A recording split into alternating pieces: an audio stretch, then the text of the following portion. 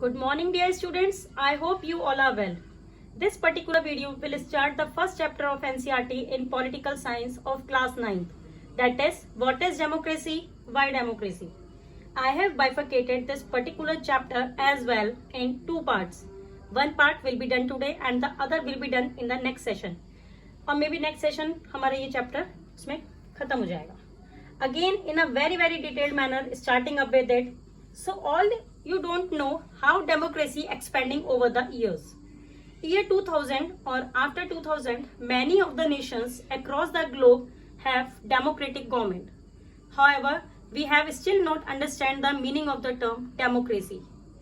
So quickly starting the very first chapter, that is what is democracy and why democracy. Democracy होती क्या है?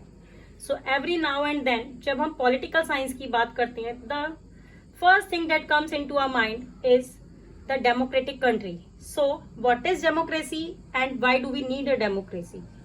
So we will study about all these things in this particular chapter. Now starting, what is democracy? Democracy क्या होती है? So the first thing that we need to understand here is that democracy is basically a form of government in which rulers are elected by the people. लोग rulers को elect करते हैं. अब इसके अंदर बहुत सारी बातें हैं समझने के लिए. So there are so many things in this definition are arise, like who are the rulers to be elected. Next, which type of government is to be formed. कैसा प्रोसेस होता है इलेक्शन का, कहाँ से आते हैं ये rulers, and by the people also. यहाँ पर अगर हम पीपल की कैटेगरी डिफाइन करते हैं तो कौन से पीपल आते हैं, that are choose the representative और leaders. So all these things to understand in this particular part of chapter. तो सबसे पहले हम समझते हैं कि डेमोक्रेसी जो होती है, it is basically rule of people.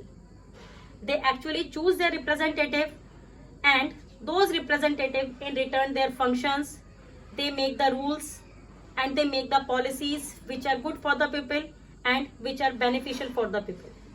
Now the democracy is basically for the people, or we can say that the beneficial for the people and by the people also.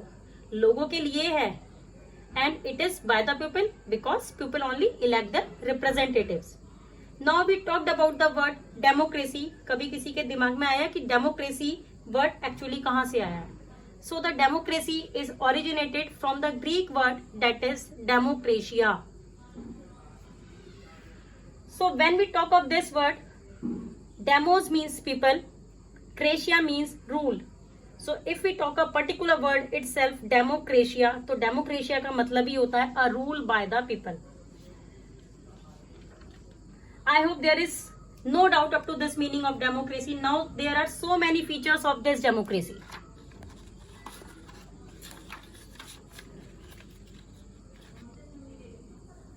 First, major decisions by elected leaders. Second, free and fair electoral competition. Third, one person, one vote, one value. And last one, rule of law and respect for rights. So we will study lot more details to discuss each and every point. उससे पहले हम एक चीज समझते हैं कि democracy जो है, it's the simpler form of government in which the rulers are elected by the people, which we have just discussed yet. Now we have to understand between democracy and non-democracy. So first of all, I clear that both type of government exist in this world, democratic as well as non-democratic. For example, a country that is Myanmar, the army rulers of Myanmar are not elected by the people. उनको लोग elect नहीं करते हैं, but the army rulers control all the operations, all the rules, all the policies that are being formulated here in the country.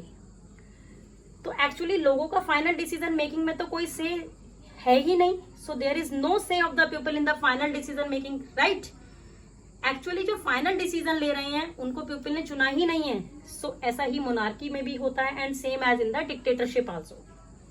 If we remember in the first chapter of history text book, that is French revolution. Under this Napoleon Bonaparte was the military dictator in the country and Louis 16 was the king and he was the decision making for the whole country. If we talk about the Nepal and Saudi Arabia, वहां पर क्या होता है कि राजा का बेटा ही राजा बनेगा because they were born by the royal family. By the hierarchy only, their descendants became the king, right? But democracy के अंदर ऐसा नहीं होता है. So we will discuss the feature of the democracy came into the picture, and that is why we have entire way to understand these particular features to basically distinguish between democracies with non-democracies. कई बार ऐसा भी होता है कि countries claim to be democratic but actually not democratic. By the way, they conduct their elections. सिर्फ election conduct करना is not the only purpose or is not the solution. You know, एक democracy होने का only way is not to conduct elections. ये देखना कि आप election के प्रोसेस को कैसे कैरी आउट कर रहे हो is what we have to understand and is what we have is taken into consideration. So moving this at the very first feature of democracy, that is major decisions by elected leaders.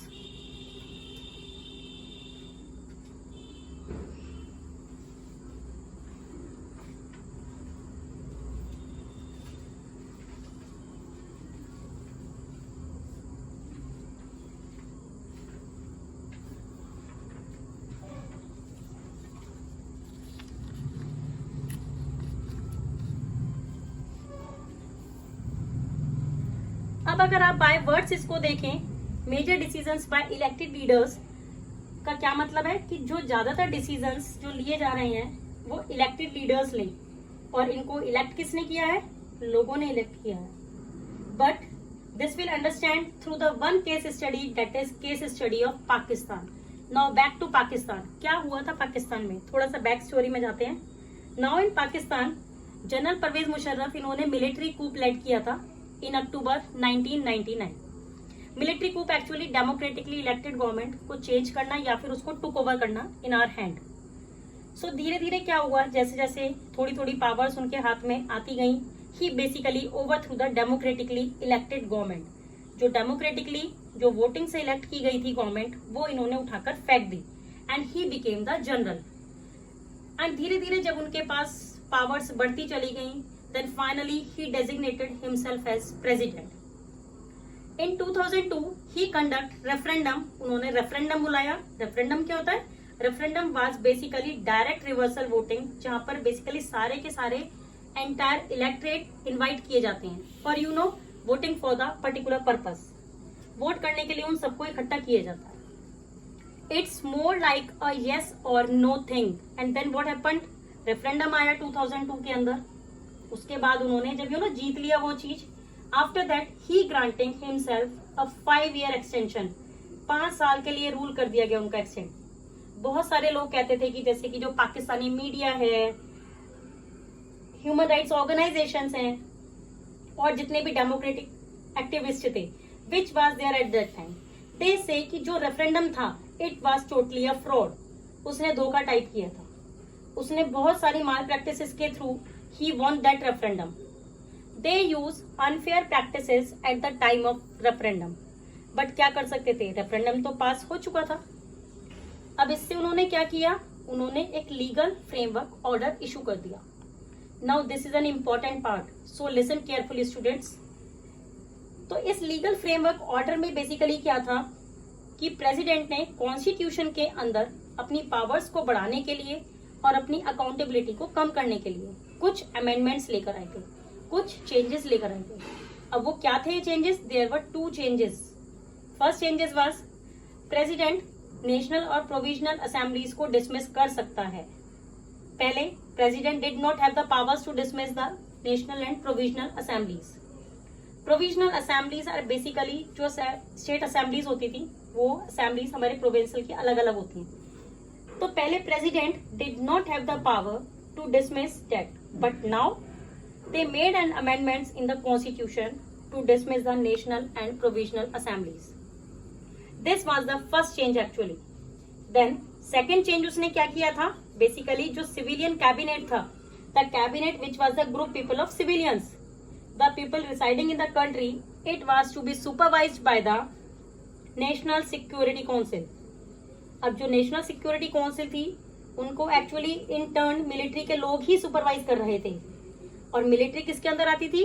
General Pervez Musharraf के अंदर. तो indirectly और directly आप कह सकते हो that Musharraf wanted to have all the powers into his hands. उसने सारी की सारी पावर्स इवेंचुअली अपने हाथों में चाहिए थी। ठीक है, तो अब क्या था, लोग इलेक्ट तो कर रहे थे, लेकिन पीपल वर इलेक्टिंग व्हाट?